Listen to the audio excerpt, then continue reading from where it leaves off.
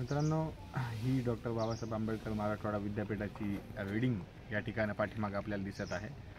हिवाळ्याचे दिवस आहेत आणि विद्यार्थ्यांना या रीडिंगमध्ये इथे जे बसतात विद्यार्थी तर खिडक्यांना काच नसल्यामुळे त्यांनी अक्षरशः त्यांच्या अंतराळीचे पांघरायचे कपडे आणून त्या खिडक्यांना लावलेले आहे।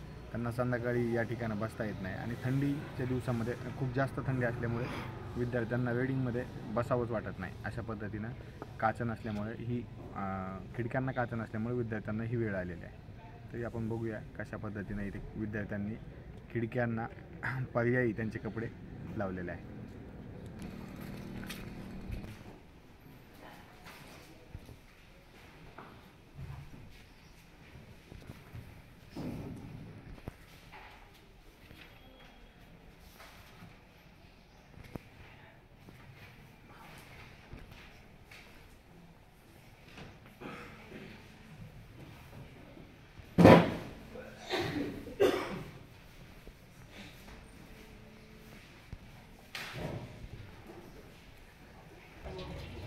मित्रांनो, तुम्ही पाहिलं की या रीडिंगमध्ये कशा पद्धतीनं या ठिकाणी विद्यार्थ्यांनी त्यांचे कपडे जे आहेत म्हणजे अंथराळीचे पांघरायचे कपडे खिडक्यांना लावलेले आहेत आणि थंडी खूप जास्त असल्यामुळे विद्यार्थी या ठिकाणी बसू शकत नाही। म्हणजे ते स्वेटर घालून पण तो बसणार नाही, कारण एवढ्या मोठ्या प्रमाणात तो वर्ग जो आहे तो पूर्ण जो रीडिंग जी रूम आहे ती थंड होऊन जाते।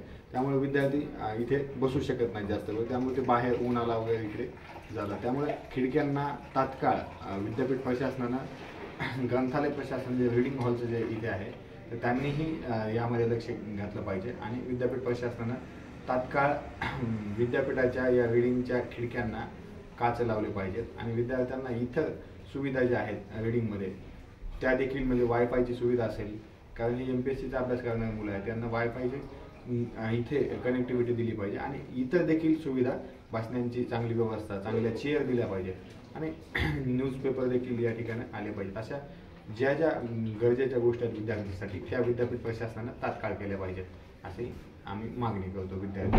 धन्यवाद।